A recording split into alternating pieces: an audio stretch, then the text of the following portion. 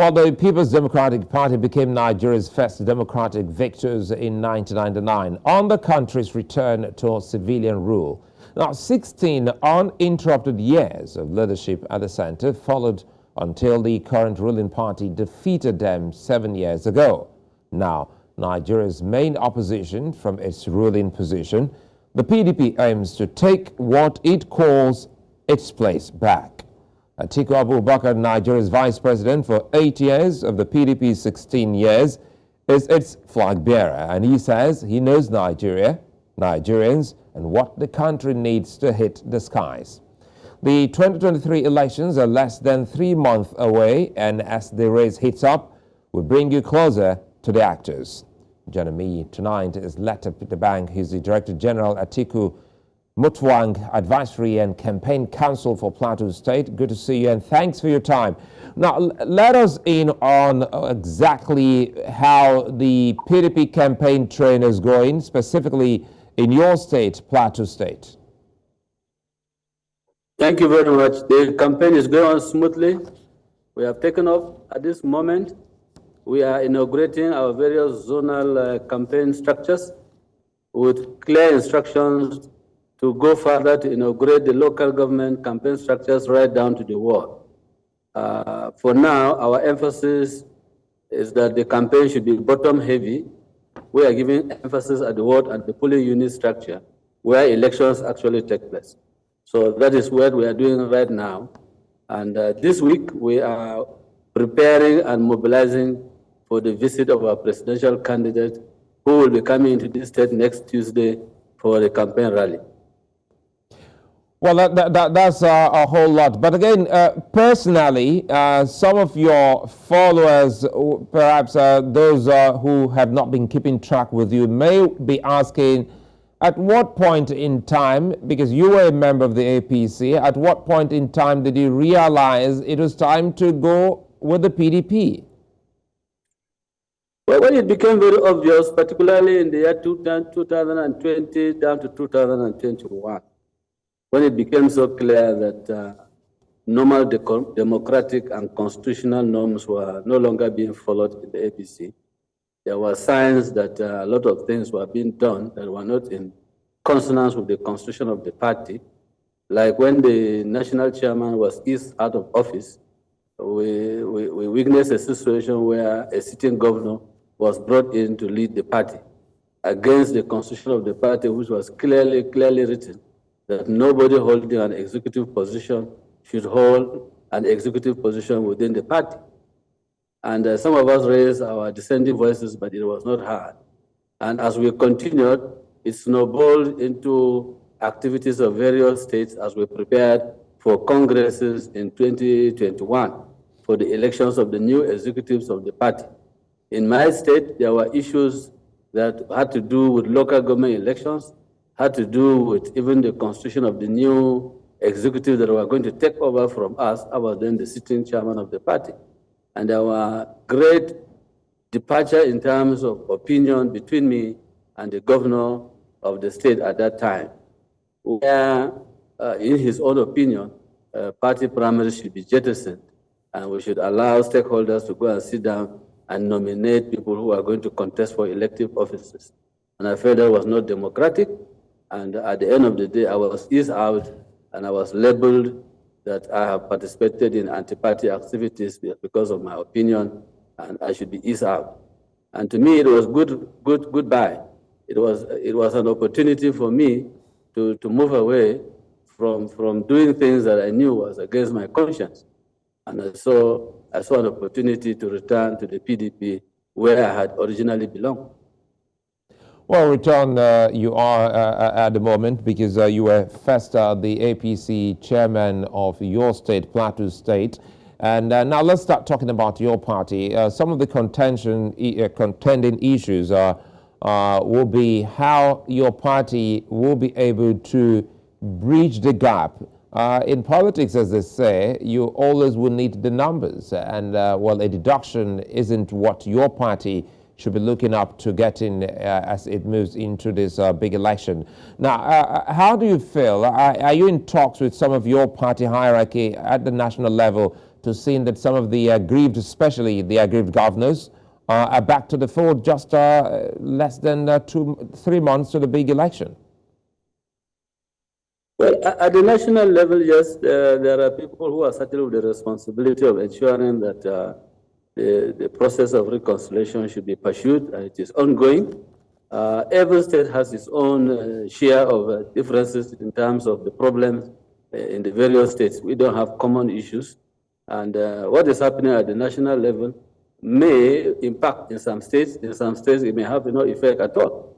And what I can see is that for me, as a Director General of the Atiku Mutfwang campaign organization in Plateau State, my primary concern is to ensure that Plateau is turned over to the PDP.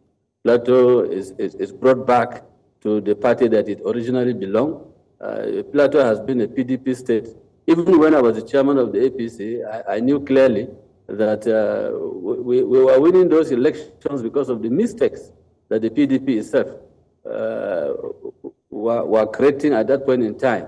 And because people were not willing to tolerate some of those mistakes, we capitalized on it, and the APC was brought in. Unfortunately, the APC that is on the seat now is doing worse than the issues that drove people away from the PDP to the APC in the first place. So there is some kind of arrangement of thinking, regrouping of opinions, and people are now beginning to say, well, we thought there was going to be a change, but if this is the change, we had rather gone back to where we had originally belonged and rebuild the house. Let me jump in here now, because the issue here has to do with what Nigerians already know of your party and the party where you're coming from. They've both been tested, the APC and the PDP. And if you look at it, it's 81 days to election. How quickly can you actually sell your party to the people to the extent that they can say, conveniently and convincingly that the PDP of now is quite different from the PDP of old?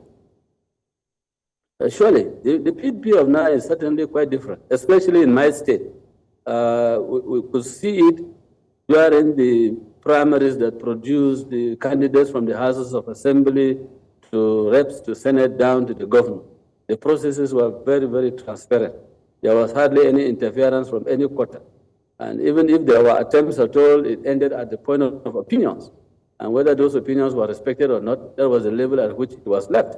We didn't see situations where government officials, like we saw in other parties, double into party primaries and interfered in the process of even how their candidates should emerge. In some situations, there were even no primaries at all. They have been in court, some of them, arguing and debating on whether the primaries that were conducted in their parties should hold.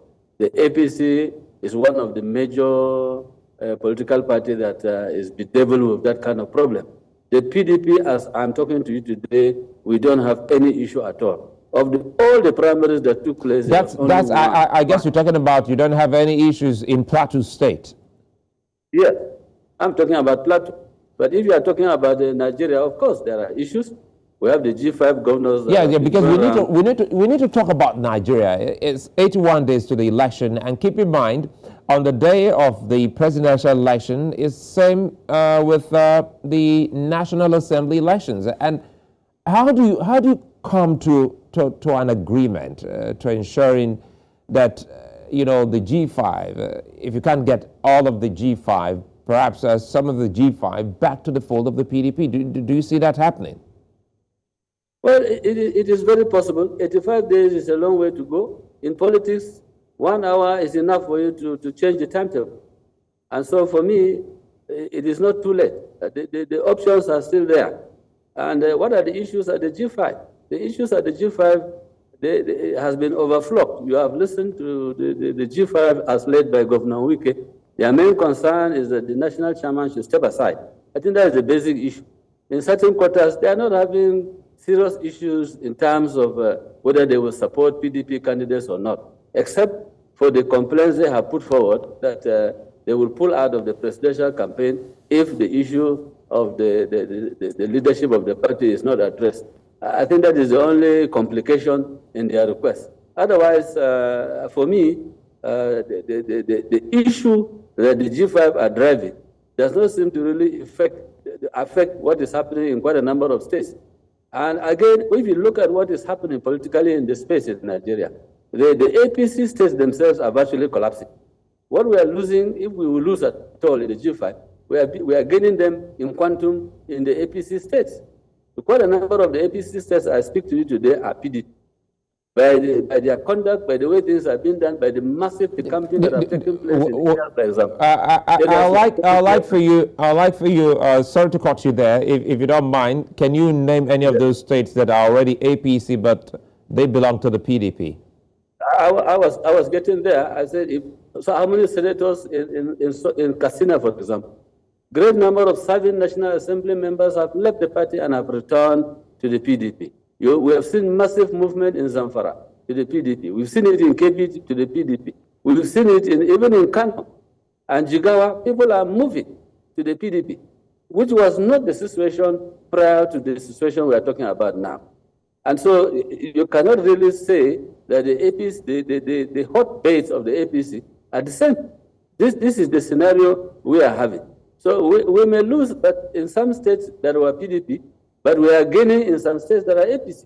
So it's not a situation you can say that because of the G5, the PDP will really have an issue. But in your state, quickly here, now we're coming looking at the issues now. In your state, what are you selling to the people? What are you saying to the people that you can actually, be held on to, saying that knowing full well that you've been there before? Because it's very easy, because trust is another issue. You were in PDP, APC, and now you're back to the PDP, and the same party that's going into this election, as earlier highlighted, has been tested by the Nigerian people, by the Plateau people. So what's the selling point that will actually make the people believe that truly this is a different PDP? It's a different PDP, because as I have told you that even the processes that were put in place and the manner in which the candidates of the party emerged were very transparent. And for now, it is the only party so far that does not have any challenge in court about how candidates emerge. But you find in the Labour Party, they are battling in court about who have taken whose mandate. In the APC, just of recent, they have just got a court declaration that have knocked out one of the cases. They still have the cases of delegates that are ongoing.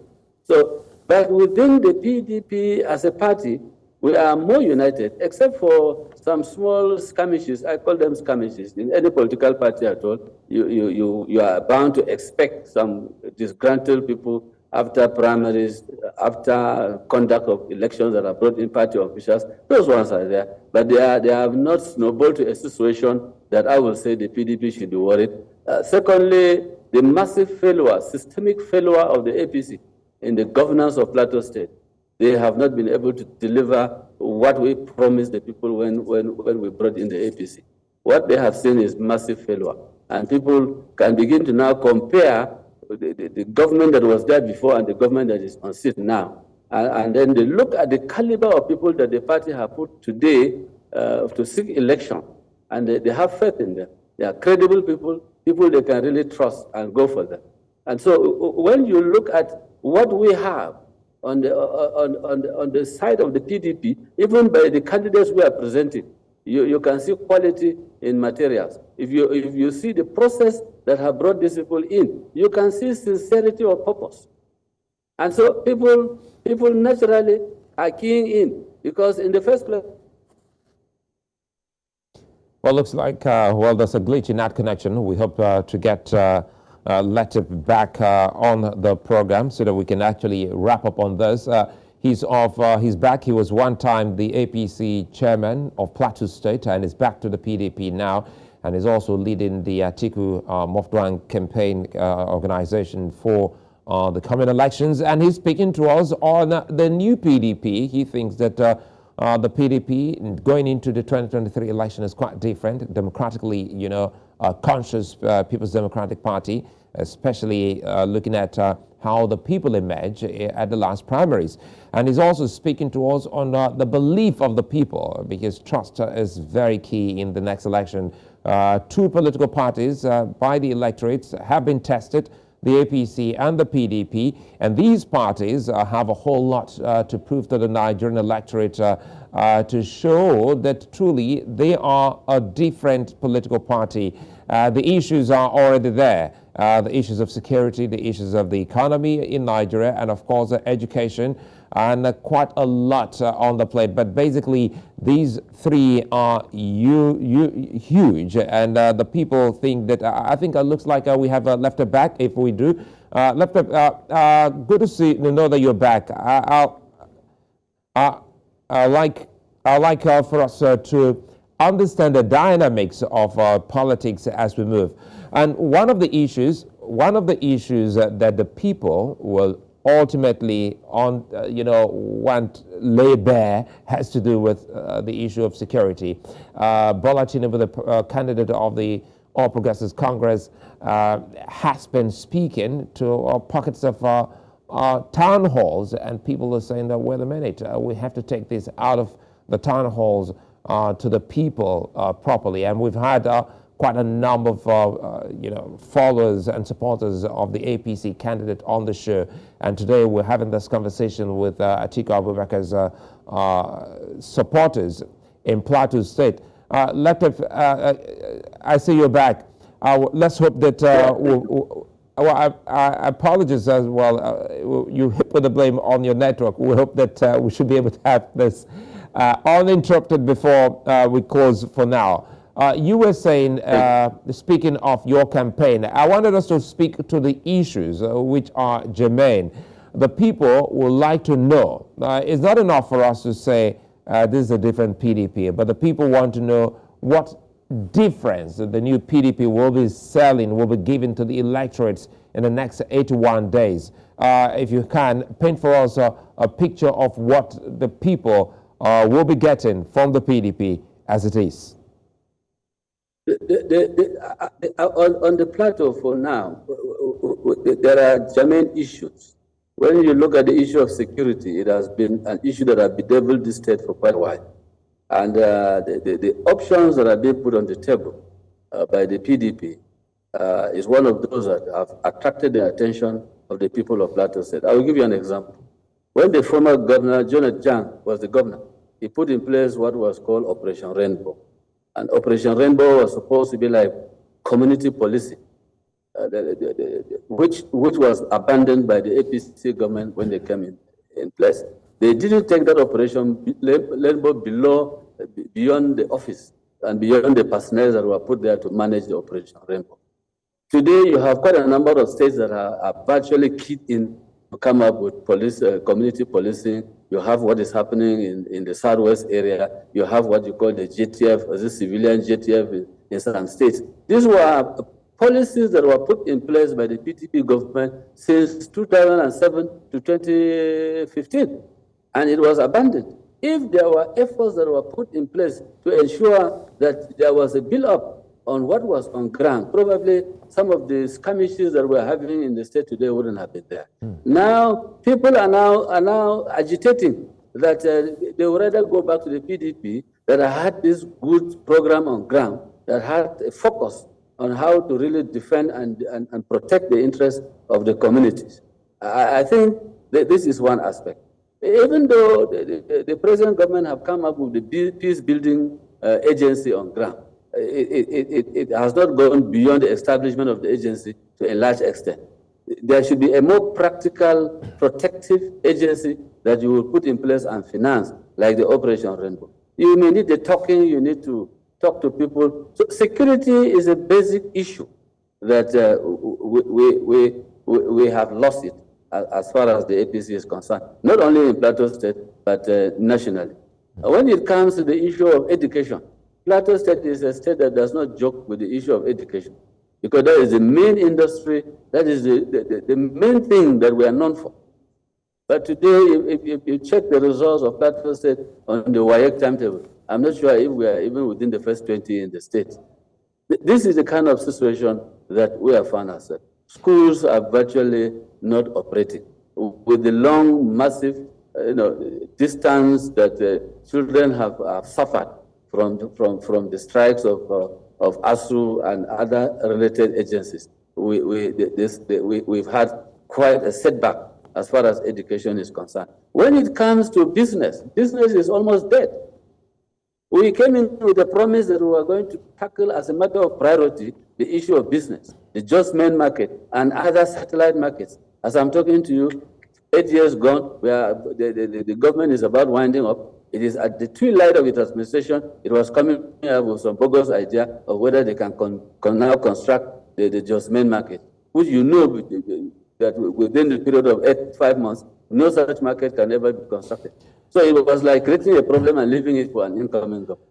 Okay, Mr. Dabang, I see your point, but again, let's try to narrow it down to believability. I said something about trust.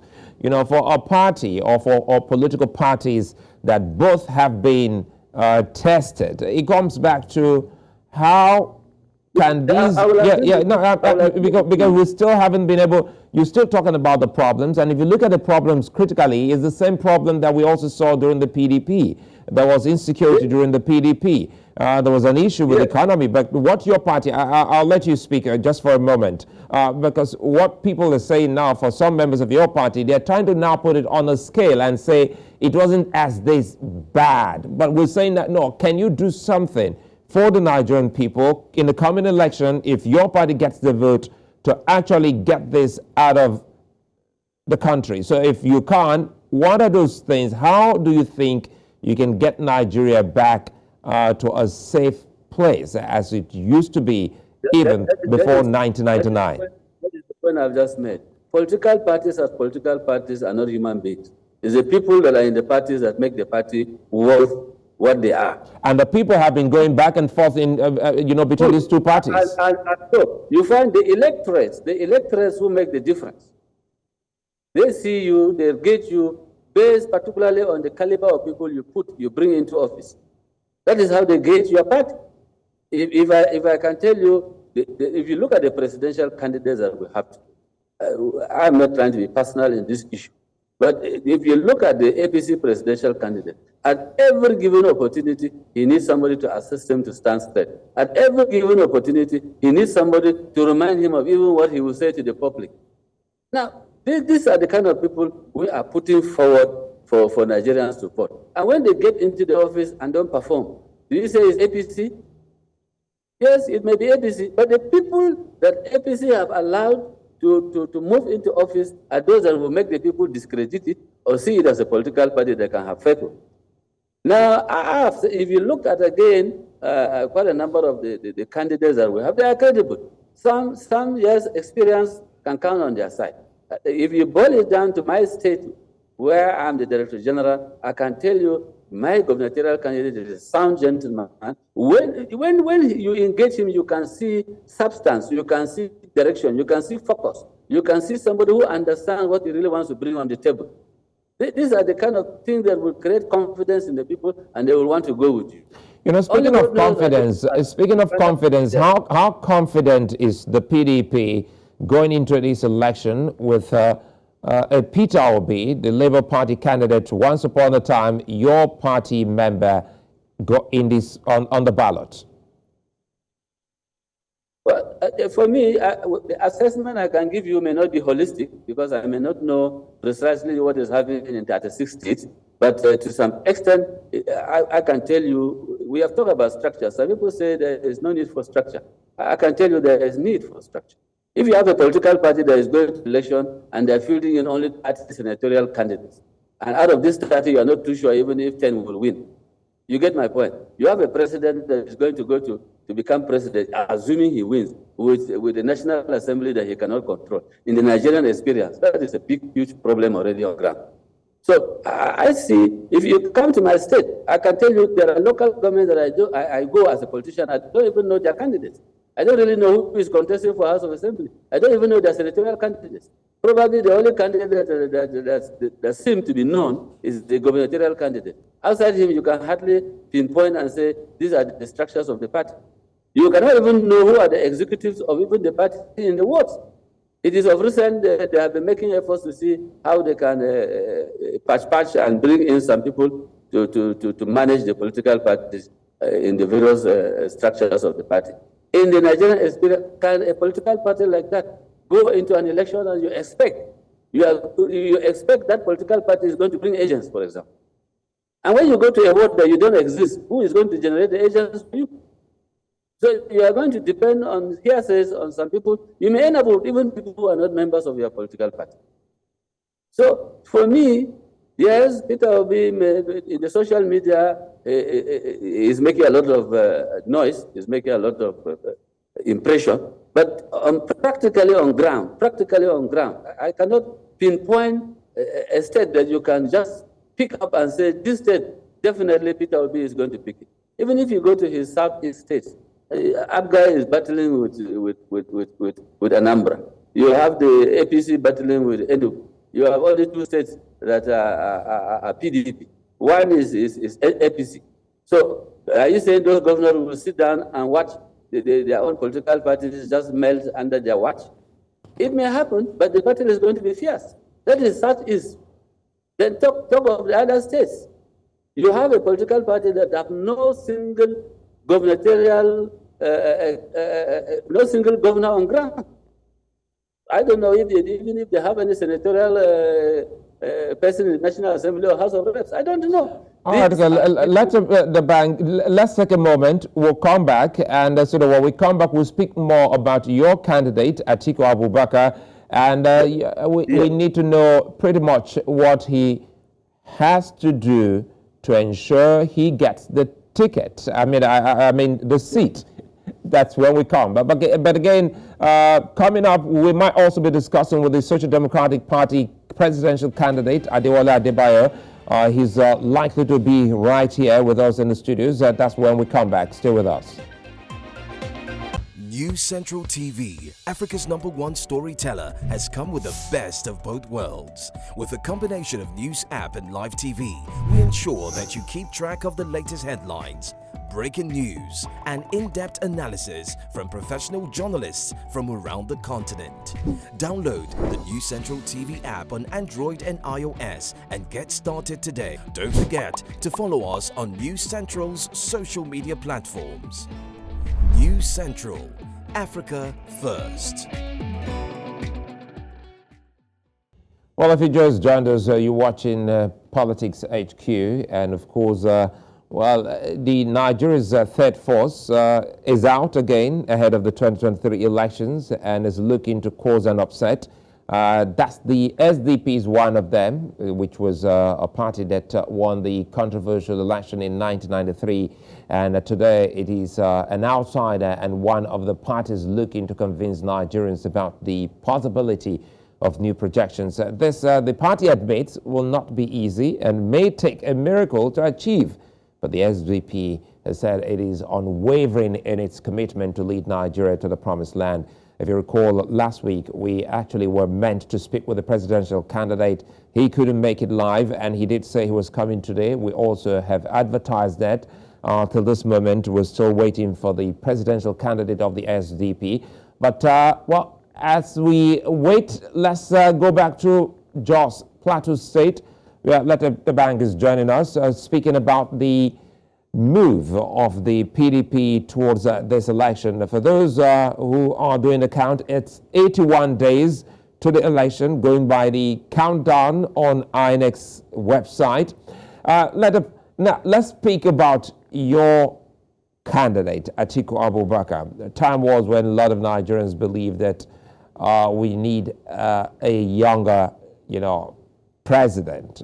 And today, the two big parties, the APC and the PDP, haven't actually given Nigerians that your party's candidate is the oldest in this election.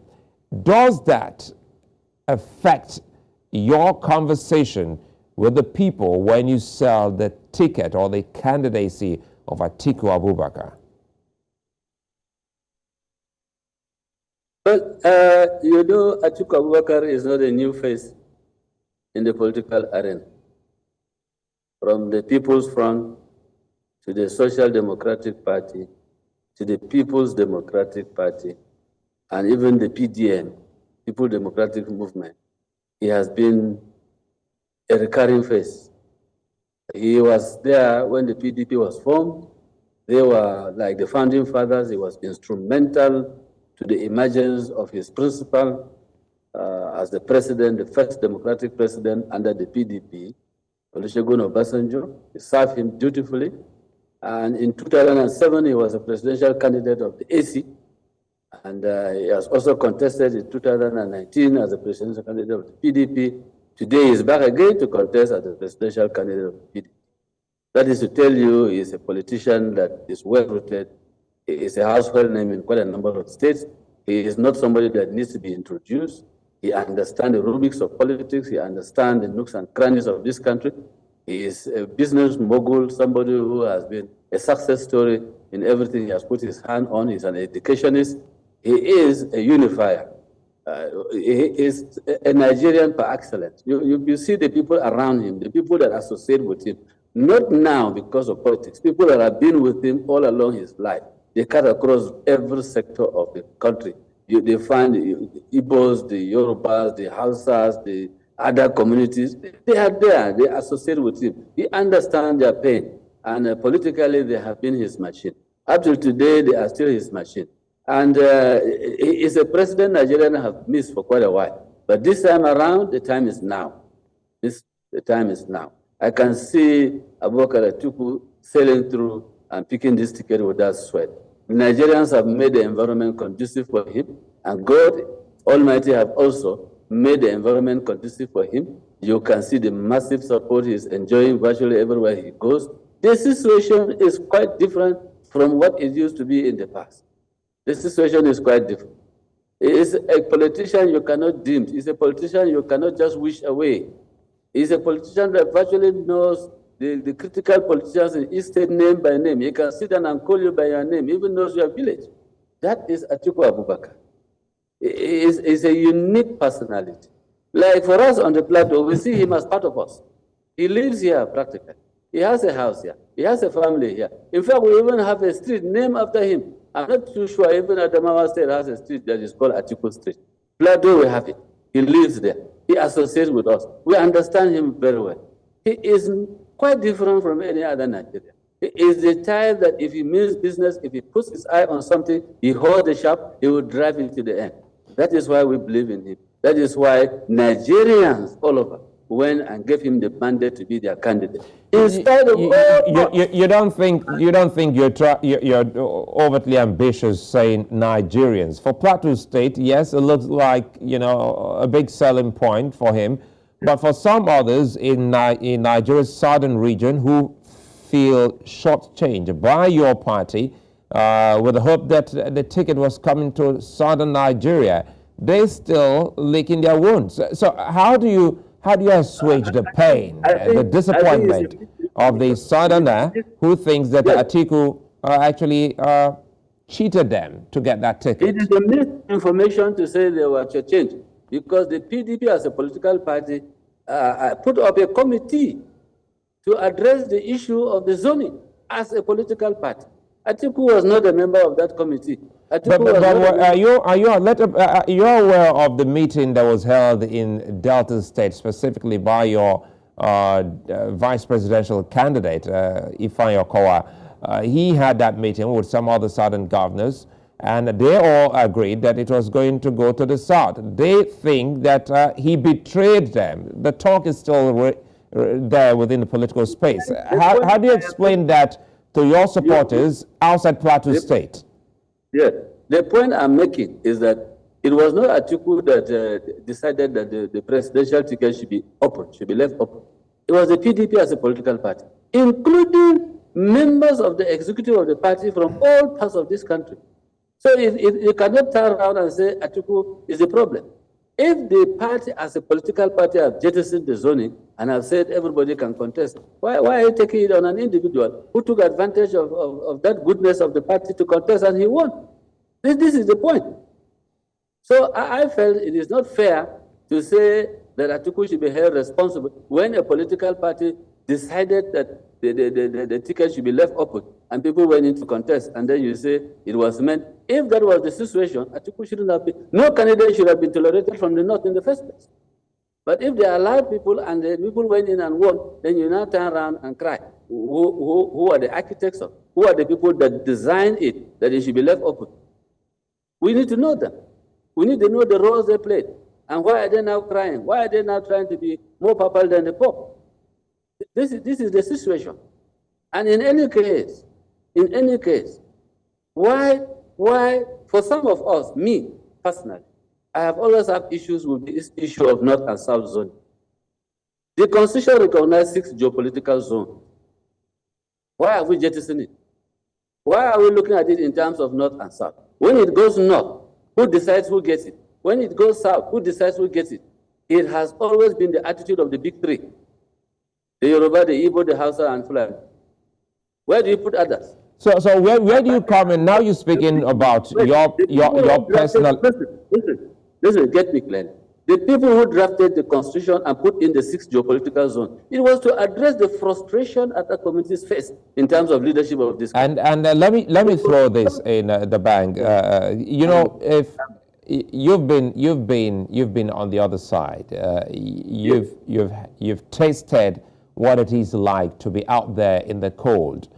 For those who are in the PDP who still feel shortchanged, specifically those in southern Nigeria, once upon a time you were given the cold treatment while you were in APC, and you never liked it and you left. So what are those things you think should be done to bring those people back? Else they leave the way you left the APC. Efforts are going to be made. What I don't want to agree is trying to pencil Atiku as if he is the problem that have led to the South losing the presidential ticket. But isn't he the problem? Because he brought himself. He should have at least excused himself, knowing full well that the party had actually zoned it to the South initially. If you're in the shoe of any northern politician where a political party have opened the space for everybody to participate, what is your crime? What is your crime? If the party has stood its ground and said, this ticket is for the South, nobody should contest from the North, period. But you can't open it up and turn around and say you shouldn't have been. The same scenario plays itself in 2015, when the northern politicians insisted that the remaining 4 years of Yaradua, the North should complete her tenure so that the South can come in. Did it work? The same PDP, it didn't work. Goodluck came in, picked the ticket, and people voted Goodluck. Nobody came to the street and said, no, Yaradua's 4 years remaining, the North should finish it. We went for Goodluck. Even in 2015, Goodluck picked the ticket to contest. You know, now you just gone back in history. You know, what readily comes to the mind of any average Nigerian watching us now, Letep, is that politicians are usually selfish. It's not about national interest, because the movement from one party to the other, and also asking someone not to contest at that point in time, asking the vice president, who was the acting president, not to run for that election, was also for some selfish interest. So at what point are we likely to start saying, now this is you putting on your objective cap away from being a politician, at what point are we likely to see objective minds, coming to our political plane? It will take us a while. Let us be very sincere with ourselves. It will take us a while. Mistakes are bound to be made. Developed countries that are enjoying democracy today did not have it in just some few years. It took them time to develop. And I believe Nigeria is getting there. Nigeria will get somewhere. And some of these things will disappear even from the constitution of our political parties. It will get to a point where you will be voted for who you are, not necessarily whether you come from North or South. We are going to get there.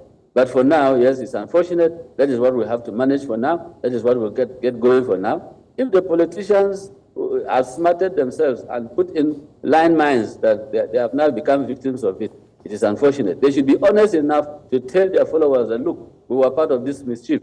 We thought we were going to make it, but unfortunately, we didn't make it. I think we should be honest as politicians to say so. So that if we are doing things that are wrong, let us not turn to involve the whole country as if it's the decision of the electors to create the problem that we have on ground. I agree with you, yes, that in politics you cannot rule out completely self-interest. It will always be there. It will always be there. There are people are in politics for many reasons. Some are there for the personal aggrandizement. Some are there to develop. Some are there just because they want to belong to the winning party. These are the congregation called political parties. These are the amalgamation of the interest that you have in political parties. So it depends on which one is overriding the other. But what I do not really enjoy, and I want to hear, is this fact that PDP as a political party had opened up the space for people to contest, irrespective of zones. And so we cannot come back now and begin to cry over a decision that was taken by the party itself. That is my concern. So that you don't crucify a presidential candidate that innocently enjoyed the benefit of what was placed before him by a political party, and you begin to crucify him as if it was Atiku that said the political parties should zone the presidency to the north. No, that was not the situation. Now let's speak about what may happen on election day. And one of the best things to have happened in Nigeria is the Electoral Act. And many still wonder how this bit the political mind of the National Assembly and even perhaps some other politicians that now this is there. On election day, election looks less, for instance, the incident form is now a thing of the past. You will lose or win at the ballot. How does that sound to you going into this election? Because that's a new for all. It is excellent, very excellent, because the manipulations of the system in the past was monumental. How incident forms were utilized was very embarrassing. Before incident forms, well, there was nothing. And we improved. We brought incident. Now we are BVA. I hope by tomorrow it will even be better than BVA. What Nigerians should now be watching out is the attitude of the people that will operate these machines on the day of election. If INEC have sincere presiding officers, technical officers who will handle the technical aspect of the election and transmit this election and allow transparency, allow proper accreditation, and we know that these machines are not being manipulated in any form, I believe that this is one of the best that this country can have. The Electoral Act that has been signed into law by Mr. President is excellent. Apart from even the process of voting, even the process of candidates emerging in political parties, there was a tremendous revolution where statutory delegates were removed and only ad hoc delegates were allowed to go in and vote.